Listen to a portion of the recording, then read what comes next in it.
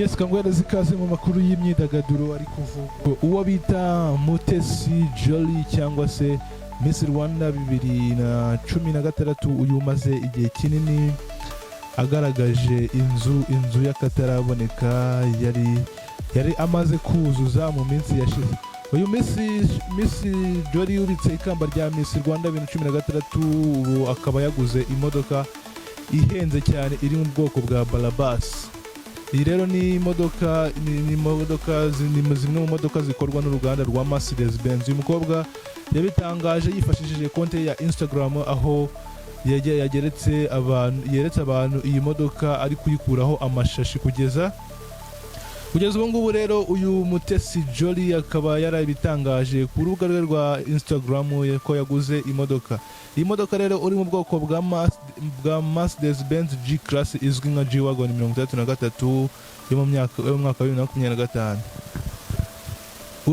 Uraranganyije amaso ku mbuga nkoranyambaga zitandukanye rero zerekana ko iyi modoka igura akayabo ka miliyoni 359 z'amafaranga y'u Rwanda. Abakobwa bafite amafaranga papa, bafite amafaranga kabisa. Rero yaje yiyongera ku bindi byamamare biheruka rero kugura imodoka, harimo nka Aliyekuru uheruka kuvuga yuko yanibwe n'uwo bita ngo DC Cream, ariko ayo makuru nayo nakuye hano ntabwo nyazi neza. Akaza n'uwo bita aherutse kugura Aliyekuru aheruka kugura iyo bita Mercedes Benz G Class, naho Isimbi Modo iherutse kwerekana iyo mu bwoko bwa Range Rover Valera igura miliyoni zirenga 80.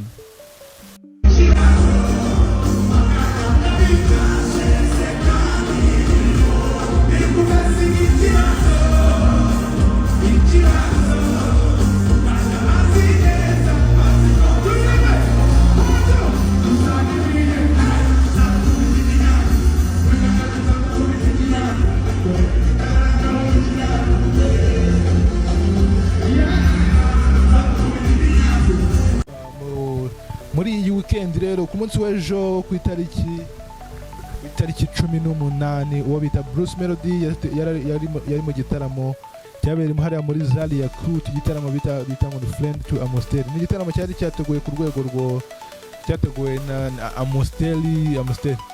Yes, cyakaba ari igitaramo cyabaye ku masaha y'umugoroba cyitabiriwe n'umuhanzi Bruce Melody ndetse n'abandi benshi bagiye batandukanye. Amakuru kadusimbukiro rero muri Nigeria rero ho ngo byifashe bite.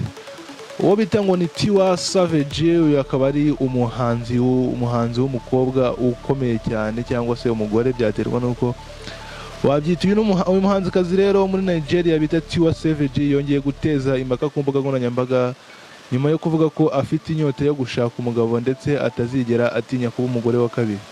Uyu muhanzikazi rero ufite imyaka 45 uzwi mu ndirimbo cyane zitwa nka Somebody Sons Eminado, yavuze ko yakoreye amafaranga ahagije gusa ubu ngubu abura urukundo mu buzima bwe. Ati ngeze mu myaka 45 kandi ndumva nshaka kurongorwa niyo naba ndi umugore wa kabiri w'umugabo ukene. TIWA Savage yavuze yuko yigeze gutekereza kuba sugar mami ariko atigeze yumva ko ari ibintu byamushimisha mu buzima bwe, kuko icyo akeneye ari urukundo rw'umugabo umwubaha unamukunda by'ukuri. Yagize ati nakabaye mba sugar mami gusa simbyifuza, sinzi niba nzongera guhura n'umugabo nkunda by'ukuri. Amagambo yatangaje yatumye ku mbuga nkoranyambaga bamwe bamushima nk'umugore ufitiye icyizere udashaka guhisha amarangamutima ye, mu gihe abandi bamunenze bavuga ko ibyo avuga bigaragaza guha agaciro urukundo kurusha icyubahiro cy'umugore. Nk'uko benshi babigaragaza ku mbuga nkoranyambaga, amagambo y'uyu muhanzikazi yibutsa abantu no ko kwamamara n'amafaranga bitasimbura gukundwa by'ukuri. Uyu muhanzikazi rero yatandukanye n'uwahoze ari umugabo we T-Bills muri 2016 kubera impamvu zirimo kutizerana mu rukundo n'akazi, kuko uyu mugabo we warebereraga inyungu ze mu muziki. TIWA Savage ni umwe mu bahanzi b'igitsina gore bagejeje injyana ya Afrobeat ku rwego mpuzamahanga binyuze mu bufatanye bw'abahanzi bakomeye barimo nka Beyonce, Brandy n'abandi benshi.